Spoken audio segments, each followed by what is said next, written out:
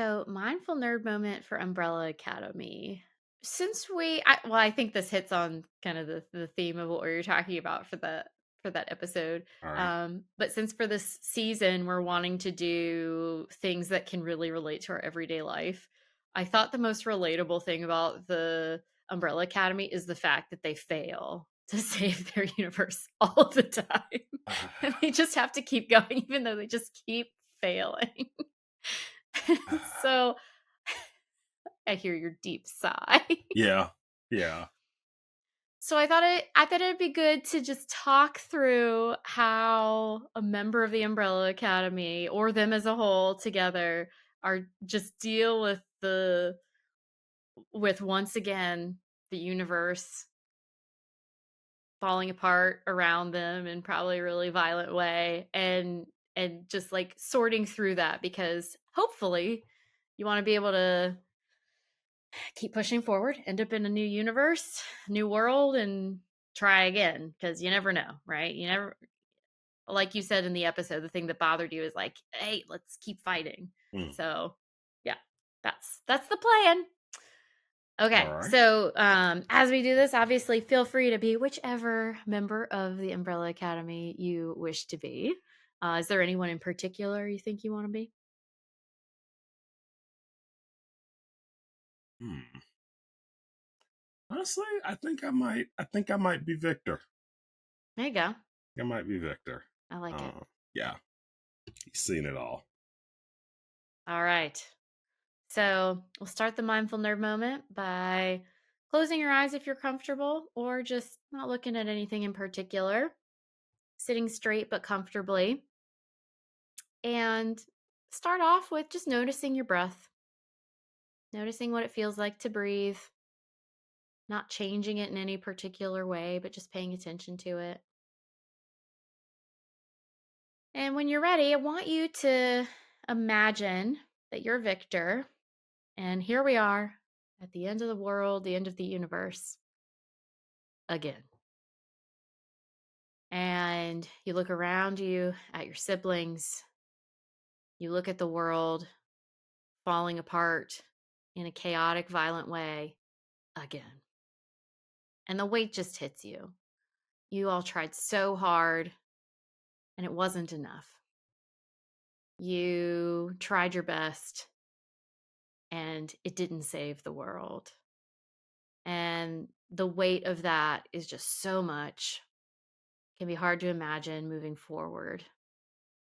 And yet somehow you all always manage to end up in a new world, in a new universe. So you never know.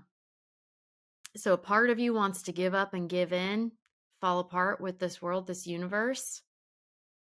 And then another part of you looks around and says, I don't like this, and I've done everything I can.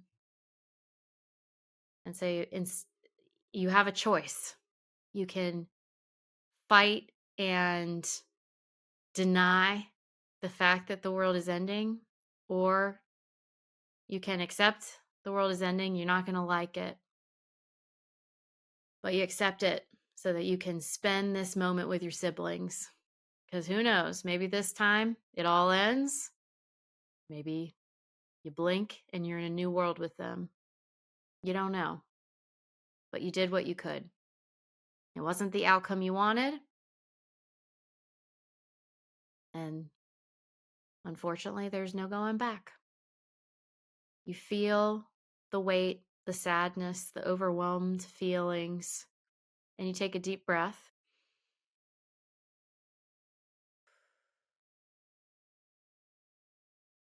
And you know that you did everything you had control over, and you're still sad. You take a deep breath.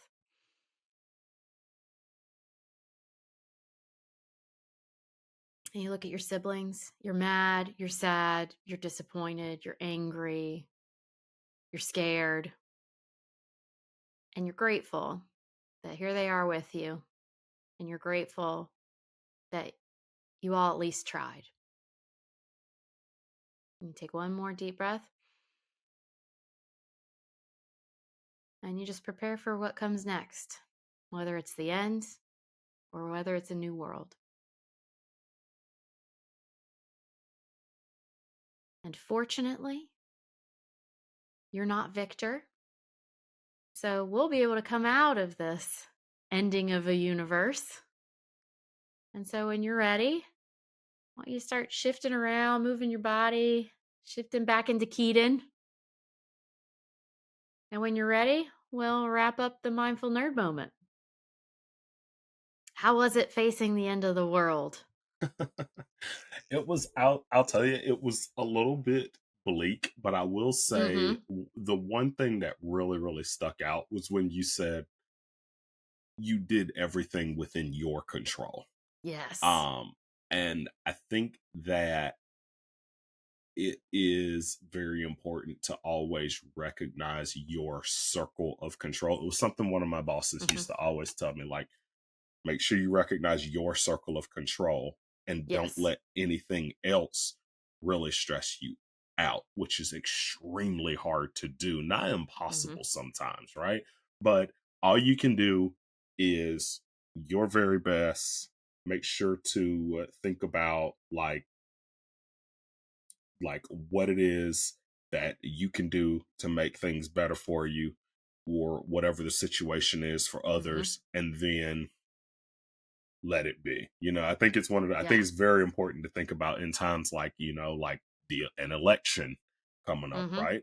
All you can do is vote at the Yeah. end of the day. Like all you can do, you can vote. Of course you can go to rallies and you can do whatever, but you can't let it completely control your Yeah. life.